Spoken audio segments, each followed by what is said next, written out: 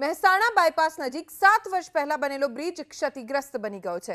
Viramgam railway line પર બનેલા બ્રિજમાં 2 channel વચ્ચે મસમોટી તિરાડો પડી ગઈ। ચેનલથી જોડાયેલા 2 રોડ વચ્ચે 6 થી 7 ઇંચની જગ્યા થઈ જતા નાના વાહન ચાલકો અકસ્માતનો ભોગ બની રહ્યા છે। આખા બ્રિજ પર કુલ 20 ચેનલ આવેલી છે। મોટાભાગની ચેનલ છૂટી પડી ગઈ હોવાથી ગમે ત્યારે દુર્ઘટના સર્જાઈ શકે છે।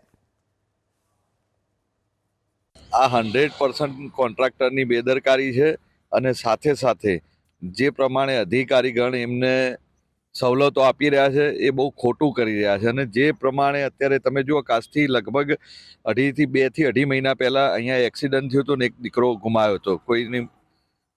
આ જાણી જોઈને આ લોકો કરતા હોય। તમે આખો બ્રિજનો તમે શૂટિંગ ઉતારજો, જે કોઈક જગ્યાએ ખિલારી નીકળી ગયેલી છે, કોઈક જગ્યાએ તમે જોશો તો બહુ મોટા ખાડા બી પડી ગયા છે, સાથે સાથે અડધો ફૂટ જેટલો ગેપ પડી ગયો છે। 100% કોઈક ને કોઈક જગ્યાએ ભીનું સંકેલાયું છે, કારણ કે આટલી બેદરકારી આ વારે ઘડી આ વસ્તુ થાય છે અને કન્ટિન્યુટી મેં આની ફરિયાદો પણ કરેલી છે। આ જ્યારે પણ આયોજનની અમારી મિટિંગ થતી એની અંદર પણ મેં વાત કરેલી છે અને કહ્યું છે કે ભાઈ ગમે તે કરીને આનો સોલ્યુશન